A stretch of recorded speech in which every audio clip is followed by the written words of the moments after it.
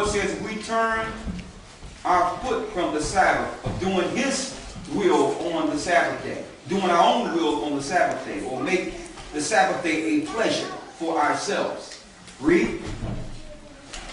If thou turn away thy foot from the Sabbath, from doing thy pleasure on my holy day, and call the Sabbath a delight. You call the Sabbath a delight. You call Friday night a night in which you want to do your own thing and go out and party.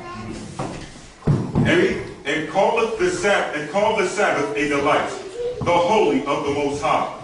Honor, and shall honor Him. Now to do what? And shall honor Him. We're supposed to honor Him, not to go out and do our own thing. Read. Not doing thy own ways. Read it again. Not doing thy own ways. Not doing thine own ways.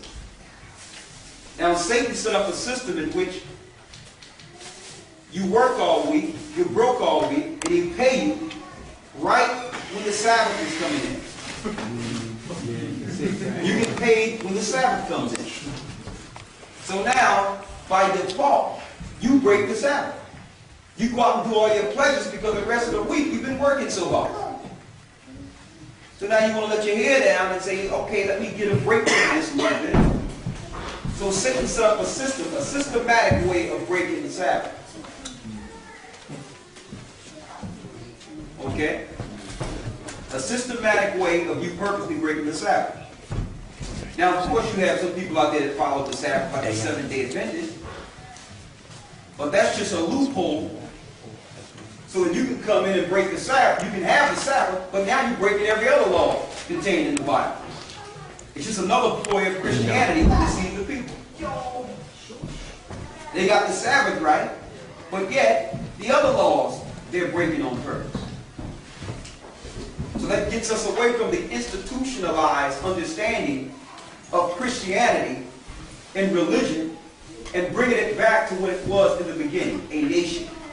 It has nothing to do with institutions. The Most High didn't give this information we're reading to an institution. He gave it to a people. We have to get out of the institutional thinking and come back to the Most High. All right? Now, there's more. Some people might think, well, okay, I have to work on the Sabbath. All right? If I don't work, I'll be fired. I'll be fired. Right? So, you have to understand that when you have to do something in which you have no control, then there's grace. There's a difference in breaking the Sabbath on purpose. All right? So if you have to work to take care of your family, I'm sure the Most High understands that. You're still keeping the Sabbath with the Most High. Because if you wasn't working, you would be honoring that Sabbath. But if they want to cut you off from your job in which you can't work, and I think that that's just reverse racism in itself.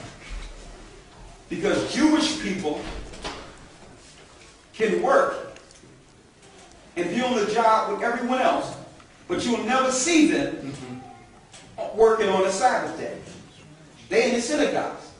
So they can break the laws, or they can dictate their schedule with their employers. And if you discriminate against them, that's a lawsuit, especially in America. Us, it's a little different with us. Okay? Now, the last years that I've worked, before we were called to finish this, I executed that right. They asked me who I was and you know, what's this religion? I said, listen, I'm Jewish. And they said, well, can we get some paperwork from your synagogue? I'm like, sure. You get all the paperwork you want.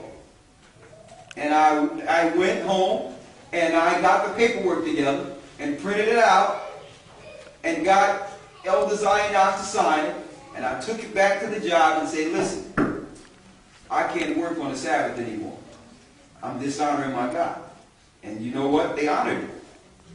See, we don't execute our rights because we think we have no rights. Now, if you're going to fire me, then the guy I'm sitting across from that's absent every Saturday, Weisberg, He's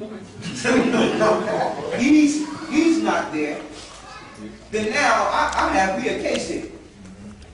I know this Weisberg cubicle is empty every Sabbath that I'm in here.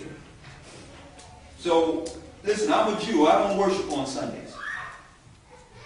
You know, of course, from that point on, they looked at me weird, and the career went spiraling down from that day forward.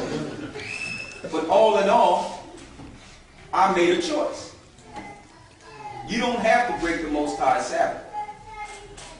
The Most High gives some key information on the Sabbath when we connect to Him and honor Him.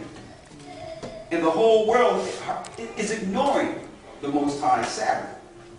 But Lucifer has set up the synagogue of Satan to worship and sacrifice children and all types of things through these different synagogues that are set up in the earth on the Sabbath day to worship a Kabbalah and Talmudic religion on the Sabbath day. And then on Sunday have the rest of the world following Satan, worshiping the sun. Okay? So when grace applies, okay, we have grace. But grace is not an excuse to break the Most High's laws on purpose. Grace is not that. Grace is not that. Usually when you go to someone that's speaking under Christianity, they go to Paul and say, well, what about grace? Get Romans, the 6th chapter, in the 1st verse, and let's talk about this grace for a second. Romans 6:1.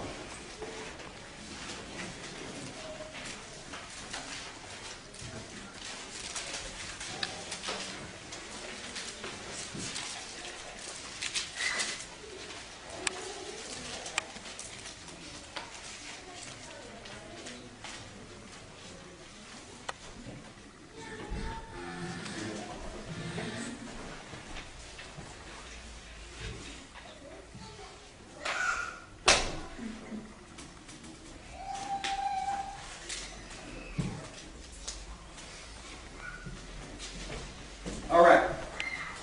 Romans 6:1. Read it. Romans chapter 6, verse 1. Go ahead. What shall we say then? Shall we continue in sin that grace may abound? Shall we continue in sin that grace may abound? Which means, shall we continue sinning on purpose just because Christ died and we're under grace? That's what Paul is saying here. Read. God forbid. God forbid means no. Read. How shall we that are dead to sin live any longer therein? If you're dead to sin, you recognize sin, and you put down your sin, how can you continue to live in it? And I'm going to give a small example. If the Most High says you cannot eat swine because it's an abomination and you can't even touch its carcass, which is in Leviticus the 11th chapter, you can't today whip you up some barbecue pork and say I'm under grace. That doesn't make any sense. The Lord didn't give us grace to sin on purpose. Grace is when you can no longer follow the law based on circumstances. Like, for instance, someone may whip up, I'm just using this as an example. Somebody might put pork in your food and you didn't know it. But you ate it, it was good, you prayed over it, okay? And you found out later that there was pork in your food. Okay, I'm going to watch, I'm going to check the ingredients from now on, but I'm under grace. I didn't do that on purpose. I didn't purposely whip up a sin thinking that I'm covered by the Most High. Grace comes in when you cannot follow a law. That's grace. Another example. I don't know how it works here, but in the United States, if you don't pay a bill on time, you have a grace period. Right? That grace period is not telling you that you're excused from your bill. That grace period is giving you time to do some work, get some money to pay the bill.